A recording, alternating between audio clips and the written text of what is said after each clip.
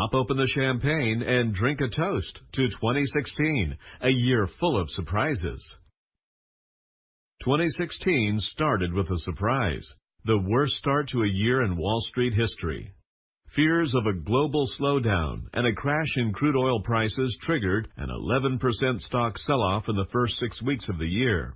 The first quarter was a wild ride, but after the positive economic data kept coming, stocks rebounded and eked out a 1.4% return.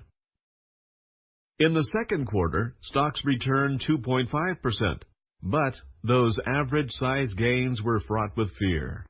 On Friday, June 24th, Great Britain's vote to exit the European Union caused a two-day 5.3% plunge in stocks.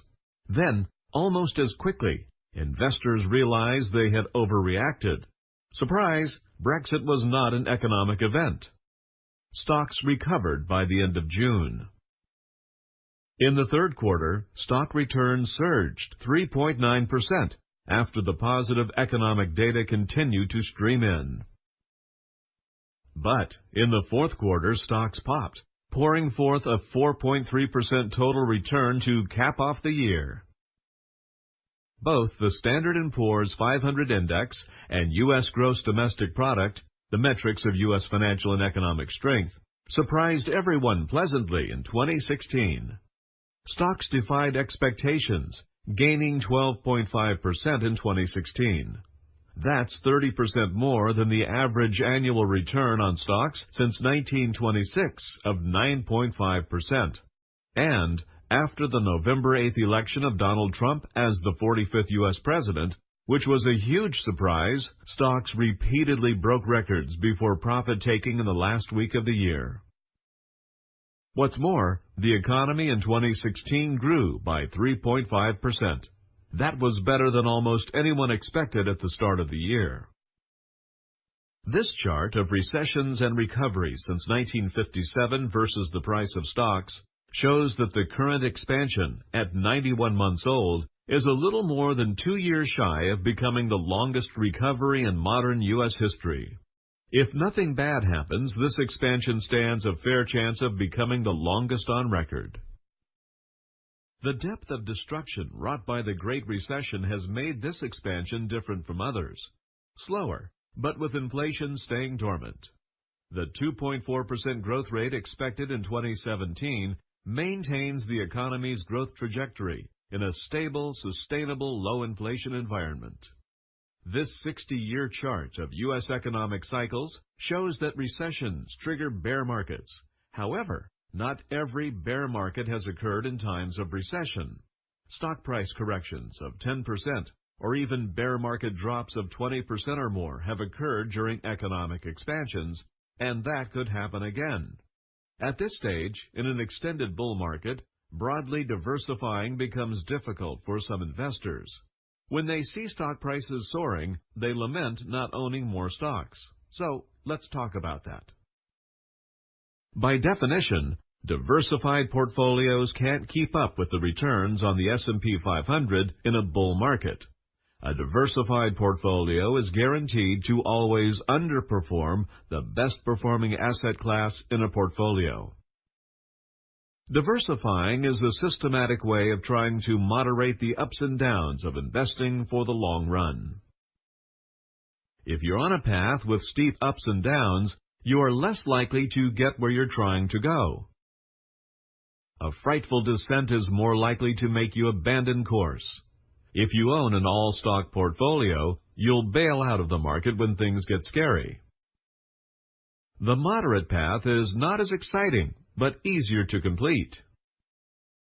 So remember that you cannot compare the S&P 500 return to a diversified portfolio built for achieving long-term financial planning goals. And precisely because of the kind of surprises seen in 2016, staying committed to a strategic investment plan based on diversification remains the best way to win the race in the long run. The surprise 16.8% return on high-yield bonds in 2016 underscores the wisdom of diversification and rebalancing.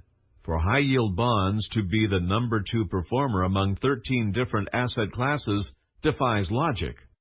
High-yield bonds are a fixed-income asset class, and fixed-income investments were among the worst performers for the year. Yet, junk bonds in 2016 returned nearly 100% more than their average annual return over the past 5 years of 8.5%. The return on junk bonds was completely unpredictable, a total surprise. So don't lament not owning more stocks, because no one can reliably predict the next best asset class. Another important takeaway from the one-year performance of asset classes is that master limited partnerships were the #1 asset class of 2016, after getting hammered in 2015. Looking at 5 years of returns, the Standard & Poor's 500 was #1 among the broad sampling of 13 asset classes, hinting at what a heady period this has been for U.S. stocks. Bonds showed a 9.3% cumulative return over the past 5 years, a tenth of what stocks returned in the same period. And it's almost certain that the next 5 years will be even more cruel to bond investors. Interest rates over this past 5 years hit lows not seen in generations in a long cycle of declining interest rates.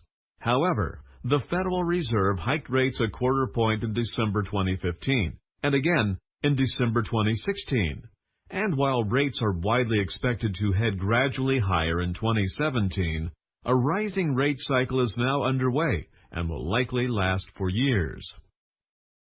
As 2017 begins, the bull market is old by historical standards, and a drop in stock prices could occur at any time. But key economic benchmarks are showing none of the signs that normally precede a recession, and stocks could head higher still.